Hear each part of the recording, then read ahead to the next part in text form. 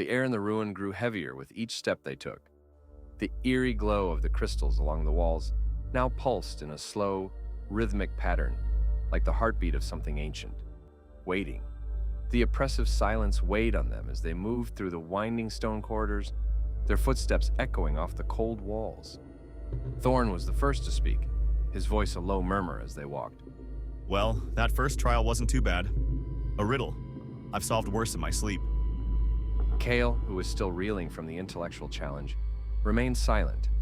His brow was furrowed as though the weight of something deeper pressed on him. He had passed the riddle easily enough, but it wasn't the test he feared.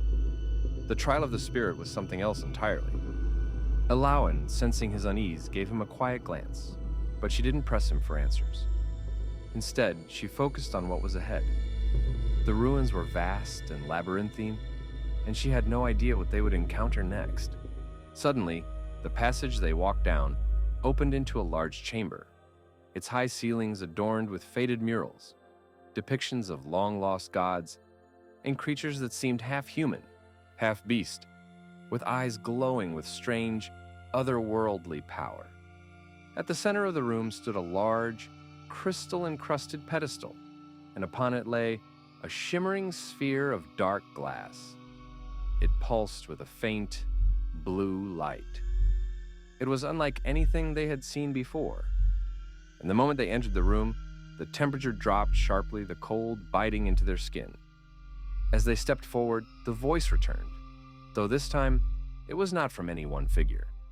It filled the room, an overwhelming presence that seemed to come from every direction. The second trial is upon you. Here, you must face your spirit. You will confront your deepest fears, your inner darkness. Only by embracing your true selves can you pass. The walls of the chamber shifted, the murals on the walls moving as though alive. The air hummed with energy, and before any of them could react, the room seemed to warp around them. One moment, they were standing in the chamber, and the next, everything changed. The temperature plummeted. The light from the glowing crystals flickered, casting long shadows on the stone floor. And there, in the center of the room, a figure appeared. It was a dark silhouette, its features obscured by shadows, but the feeling it emanated was unmistakable. The figure was an embodiment of all their fears, a manifestation of doubt, guilt, and regret. Elowen's heart clenched as the figure turned toward them, its eyes glowing with an unholy fire. She knew immediately that this was not a physical being. It was something more, a reflection of their inner turmoil, a force that would confront them with their greatest vulnerabilities. The figure's voice echoed in their minds, cold and mocking. What are you running from, Elowen? What have you hidden in the recesses of your mind? The magic you wield, it comes at a cost. Do you even understand the price? Elowen froze, her breath catching in her throat. The voice, it was hers, but distorted, twisted.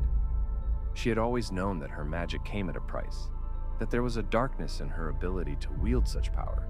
But hearing it now, from a manifestation of her own fear, made the burden feel unbearably heavy. You have taken lives with your magic. The power you seek, the knowledge you crave, it will consume you if you're not careful. You are no better than the very dark forces you claim to fight. Her heart pounded in her chest. She had never spoken of it aloud, but the truth of it hung over her like a storm cloud. The guilt of what she had done, what she had unleashed, had always been there, lurking in the back of her mind. Now, it was real. This was her trial. The moment she would be forced to confront the darkness she had long buried. Before she could speak, the figure turned its gaze toward Kael, and the mocking voice shifted, its tone dripping with venom.